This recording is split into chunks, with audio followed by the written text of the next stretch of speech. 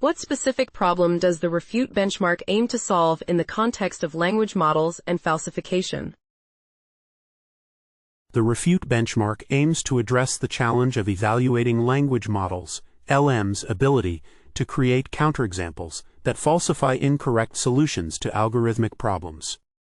Specifically, it focuses on the inverse capability of LMs, which is to identify inputs that satisfy the problem's constraints but lead to failure in the provided incorrect solution. By formalizing this task, refute provides a structured dataset of 324 samples, each containing a problem statement and an incorrect solution, allowing LMs to generate code that outputs a counterexample. This benchmark is crucial because it tests the model's reasoning abilities in a rigorous manner, highlighting their limitations in self-improvement and verification compared to their performance in generating correct solutions. Ultimately, refute seeks to enhance the understanding of LM's capabilities in falsification, which is essential for advancing their reliability in scientific discovery and problem-solving contexts. How does the proposed refute benchmark work? Illustrate the methodology step by step, from problem sourcing to evaluation of counterexamples. The refute benchmark is designed to evaluate language models' ability to create counterexamples for incorrect algorithmic solutions. The methodology begins with sourcing problem statements from Codeforce's contests, where 647 problems are filtered to remove those requiring non-trivial grading or those rated below 1200, resulting in a refined set of problems. Next, incorrect submissions are selected based on a scoring function that prioritizes those with subtle errors, particularly those that passed multiple test cases before failing. The benchmark consists of 324 samples, each containing a problem statement, an incorrect solution, and a correct solution for validation. Finally, the evaluation of counterexamples involves executing the generated code to verify that it produces an input that meets the problem's constraints, while causing the incorrect solution to fail, thus confirming the counterexample's validity. Can you provide a simple illustrative example of how a language model might generate a counterexample for an incorrect algorithmic solution using refute? In the refute benchmark, a language model, LM, is tasked with generating a counterexample for an incorrect algorithmic solution by following a structured approach. For instance, consider a problem where the claim is that a function, a, correctly computes the maximum value from a list of integers. The LM receives the problem statement, input constraints, and an incorrect solution that fails to handle negative numbers properly. The LM must then generate an input, x***, that satisfies the constraints e.g., a list of integers including negative values, and causes the incorrect solution to produce an erroneous output. The LM outputs a program that prints this input, which is then validated by executing the incorrect solution against the correct one, confirming that the output differs, thus successfully refuting the claim. This process illustrates how the LM leverages reasoning about the incorrect solution to create a valid counterexample. What are the theoretical or practical advantages of using the refute benchmark compared to traditional language model benchmarks?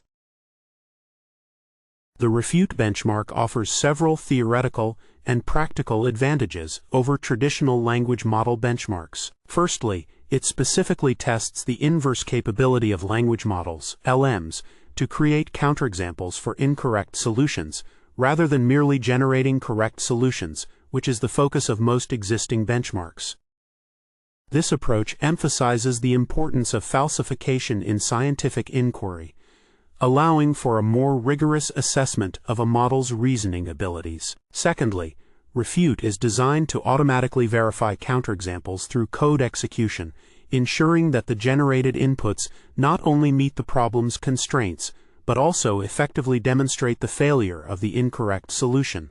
This contrasts with traditional benchmarks that often rely on ground truth comparisons, which may not capture the complexity of valid counterexamples. Lastly, the benchmark spans diverse algorithmic topics and includes rich metadata annotations, facilitating a deeper understanding of model performance across various problem domains and enhancing future research opportunities. How was the refute benchmark validated or tested? Discuss the experimental design, datasets, benchmarks, and metrics used to demonstrate its effectiveness. The refute benchmark was validated through a systematic experimental design that involved testing various language models, LMs, on their ability to generate counterexamples for incorrect algorithmic solutions.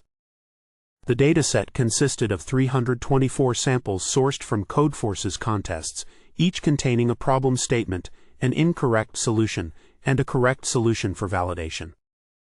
The benchmark was structured to allow LMs to generate code that outputs a counterexample input, which was then verified by checking if the input met the specified conditions and if the incorrect solution produced a different output than the correct one.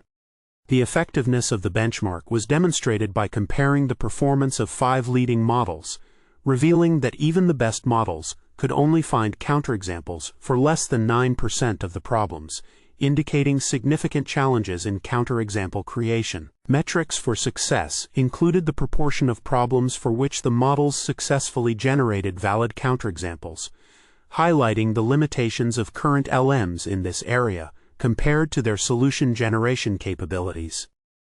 What results were achieved with the refute benchmark in terms of model performance? Please provide specific outcomes and findings related to the ability of models to generate counterexamples. The refute benchmark revealed that even the best language models struggled significantly with counterexample generation, achieving less than 9% success in finding counterexamples for the problems in the dataset. Despite being ranked highly based on their solution generation capabilities, models like OpenAI's O3 Mini and DeepSeek R1 could only find counterexamples for a small fraction of the problems, indicating a bottleneck in their ability to identify mistakes in their own outputs. The results also highlighted that models performed poorly in leveraging code execution feedback, with only DeepSeek R1 showing modest improvements. Furthermore, when explicitly prompted to use a search-based strategy, models like O3 Mini managed to double their success rate, but still faced challenges, with 35% of attempts resulting in incorrect counterexamples. Overall, the findings suggest that while models can generate solutions, their ability to reflect on and falsify incorrect solutions remains a significant limitation.